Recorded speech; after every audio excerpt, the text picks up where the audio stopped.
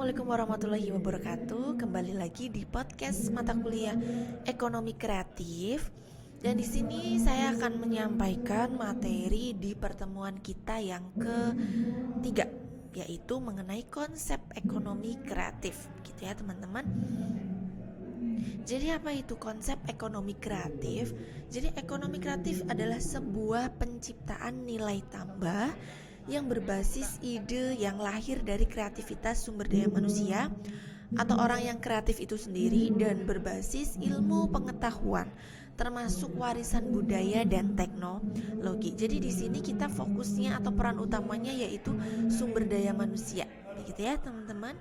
Kemudian di sini ada 3 hal pokok dasar nih pada ekonomi kreatif.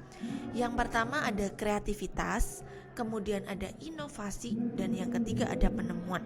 Kreativitas di mana adalah proses menciptakan atau membuat sebuah ide atau gagasan yang unik gitu ya. Kemudian inovasi berarti kita mengimplementasikan atau merealisasikan dari ide-ide atau gagasan yang sudah kita temukan tadi gitu. Nah, dimana ketika kita menciptakan sebuah ide atau gagasan, kemudian kita mengimplementasikan ide tersebut, pada akhirnya kita akan menemukan sebuah produk gitu ya. Pada akhirnya kita akan membuat sebuah penemuan produk yang pastinya bermanfaat begitu. Jadi di sini kreativitas, inovasi, dan juga penemuan. Kemudian selanjutnya ada ciri-ciri ekonomi yang kreatif itu seperti apa sih begitu ya. Di sini yang pertama bersumber dari kreativitas individu gitu ya. Bisa didistribusikan secara langsung dan tidak langsung. Artinya produk yang kita ciptakan itu mudah untuk didapatkan. Produk yang kita ciptakan itu sangat gampang untuk didapatkan oleh orang lain gitu ya. Kemudian mudah diganti dan dirubah gitu. Kemudian tidak ada batasan, bisa mengikuti tren dengan mudah, artinya bisa mengikuti selera masyarakat nih dengan mudah gitu. Kemudian memerlukan kerja sama, artinya kerjasama antara beberapa pihak, antara beberapa individu yang berperan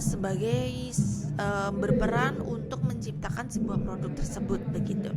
Kemudian memiliki nilai budaya gitu ya, memiliki nilai budaya.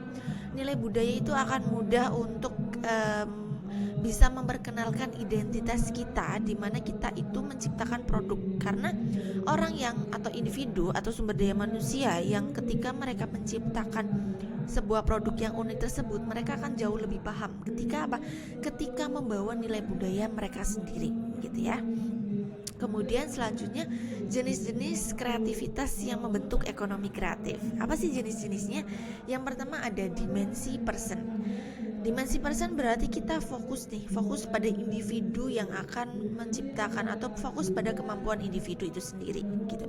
Kemudian ada dimensi produk. Artinya kita fokus kepada produk yang ingin kita ciptakan itu apa sih gitu. Produk yang ingin kita peroleh atau produk yang ingin kita buat itu seperti apa begitu. Kemudian ada dimensi proses, artinya kita fokus kepada prosesnya, kita fokus kepada bagaimana cara kita membuat, bagaimana cara kita mendapatkan sebuah ide dan gagasan tersebut begitu ya. Kemudian yang keempat atau yang terakhir adanya dimensi proses, atau kita itu fokus kepada semuanya, fokus kepada internal juga fokus kepada eksternalnya begitu ya. Fokus kepada internal itu kita fokus kepada individu itu, fokus kepada kemampuan individu, fokus kepada apa yang didapatkan oleh individu begitu ya. Nah, kalau fokus pada eksternalnya berarti kita lihat juga nih pengaruh dari lingkungannya itu seperti apa saja. Pengaruh eksternal dari luar individu itu apa saja yang mempengaruhi begitu ya. Kemudian selanjutnya, mengapa kita perlu menumbuhkan ekonomi kreatif? Yang pertama karena untuk kepentingan kontribusi pada ekonominya gitu. Ada pada produk domestik bruto, kemudian ada menciptakan lapangan kerja, kemudian untuk ekspor juga. Kemudian untuk iklim bisnis juga. menciptakan lapangan usaha, dampak bagi sektor lain, kemudian pemasaran, memperluas pemasaran gitu ya. Kemudian ada citra dan identitas bangsa. Itu mulai dari turisme, mereka menjadi lebih mengenal nih identitas suatu bangsa yang mereka mendapatkan perkenalannya itu seperti apa sih gitu kan.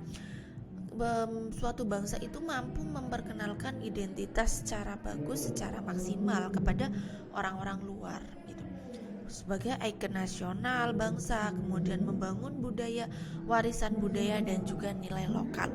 Kemudian sumber daya yang terbarukan, yaitu yang berbasis pada pengetahuan dan juga kreativitas. Ada green community, kemudian ada dampak sosial.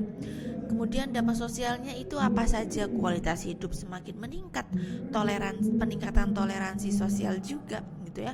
Kemudian ada inovasi dan kreativitas, yaitu bagaimana menciptakan sebuah ide dan gagasan, menciptakan nilai gitu.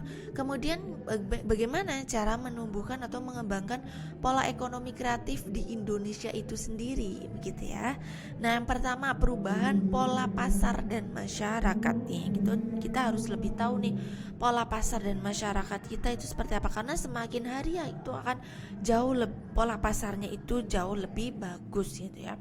Jadi bagaimana caranya kita sebagai individu harus cerdas nih dalam mengikuti pola pasar, dalam mengikuti permintaan pasar itu sekarang bagaimana perubahannya gitu secara cepat, dan kita harus bisa beradaptasi dengan baik gitu agar tidak tertinggal dengan orang lain atau individu lain gitu ya.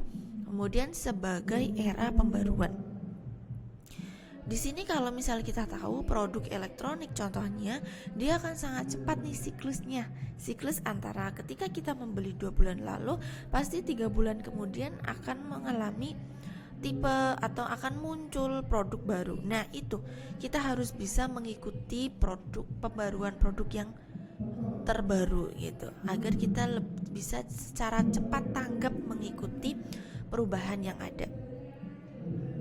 Kemudian Indonesia merupakan pangsa pasar yang besar gitu. Indonesia merupakan pangsa pasar yang besar gitu. Indonesia memiliki penduduk yang banyak, dan di Indonesia juga cenderung orang-orangnya itu konsumtif gitu. Jadi betapa pentingnya ekonomi kreatif itu kita kembangkan agar individu kita itu tidak hanya bisa menjadi individu yang konsumtif, tetapi juga bisa menjadi individu yang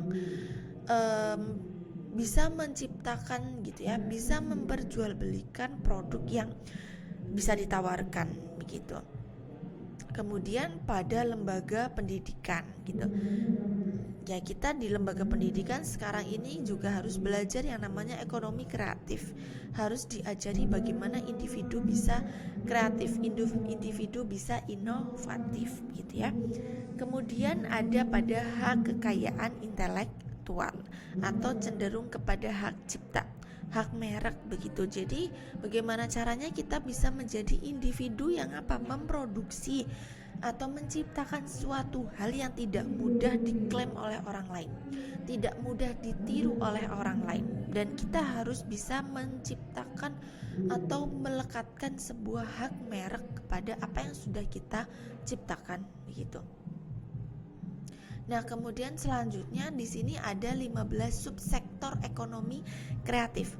Pemetaan 15 subsektor ini itu ditetapkan berdasarkan studi akademik atas klasifikasi baku usaha industri Indonesia atau KBLI yang diolah dari data Badan Pusat Statistik dan sumber data lainnya, seperti komunitas kreatif, lembaga pendidikan dan pelatihan yang dirilis di media elektronik maupun di media cetak.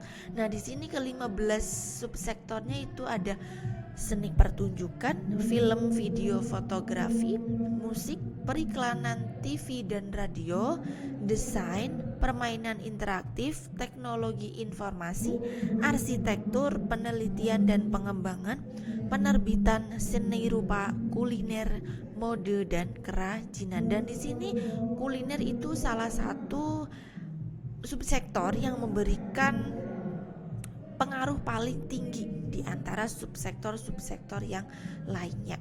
Oke, sekian materi kita pada pertemuan ketiga. Kita akan lanjut lagi di podcast berikutnya. Wassalamualaikum warahmatullahi wabarakatuh.